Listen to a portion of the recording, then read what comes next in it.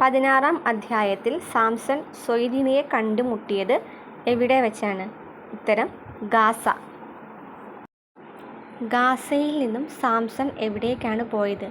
ഉത്തരം ഹെബ്രോൻ്റെ മുൻപിലുള്ള മലമുകളിൽ. ദലീല ഏതു നാട്ടുകാരിയാണ്? ഉത്തരം സൊറേക്ക് താഴ്വര. സാംസന്റെ ശക്തി എവിടെയെന്ന് കണ്ടെത്തിയാൽ ദലീലയ്ക്ക് വാഗ്ദാനം ചെയ്തതെന്ത്? ഉത്തരം 1100 വെള്ളി നാണയം. തന്നെ എങ്ങനെ ബന്ധിക്കണമെന്നാണ് സാംസൺ ദലീലയോട് ആദ്യം പറഞ്ഞത്? ഉത്തരം ഉണങ്ങാത്ത പുതിയ 7 ഞാൺ കൊണ്ട് ബന്ധിക്കണം. അഗ്നി ചണനൂലിനെ എന്ന പോലെ അവൻ ഞാണുകൾ പൊട്ടിച്ചു കളഞ്ഞു. അവൻ്റെ ശക്തിയുടെ രഹസ്യം പുറത്തായില്ല. അധ്യായം, വാക്യം ഏത്? ഉത്തരം ന്യായാധിപന്മാർ 16:9. 7-ാമത്തെ ചോദ്യം. തന്നെ ബന്ധിക്കാനുള്ള രണ്ടാമത്തെ കാര്യമായി സാംസൺ പറഞ്ഞതെന്ത്?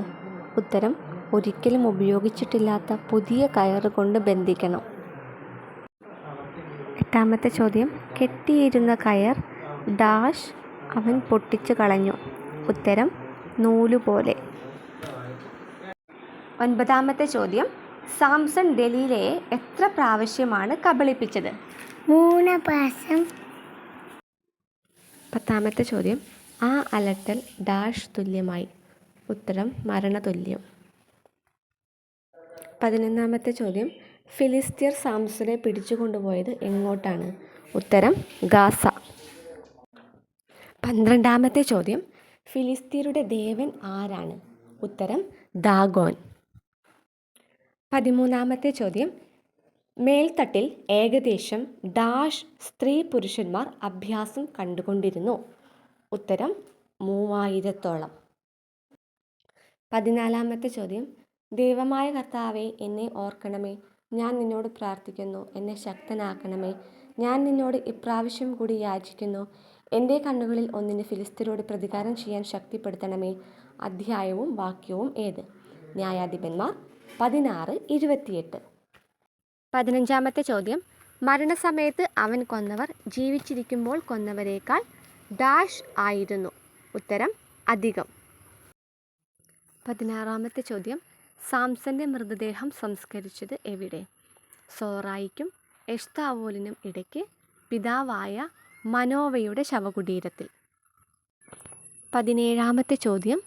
സാംസൺ എത്ര വർഷമാണ് ഇസ്രായേലിൽ ന്യായപാലനം നടത്തിയത്? ഉത്തരം 20 വർഷം. 18-ാമത്തെ ചോദ്യം. എത്ര വെള്ളി നാണയങ്ങൾ നഷ്ടപ്പെട്ടതിനെക്കുറിച്ചാണ് മിക്കായുടെ അമ്മ പറഞ്ഞത്? ഉത്തരം 1100 വെള്ളി നാണയങ്ങൾ. മിക്കായുടെ അമ്മ എന്തിനു വേണ്ടിയാണ് വെള്ളി നാണയങ്ങൾ മാറ്റിവെച്ചത്? ഉത്തരം ഒരു കൊത്തു വിഗ്രഹവും ഒരു വാർപ്പ് വിഗ്രഹവും ഉണ്ടാക്കാൻ.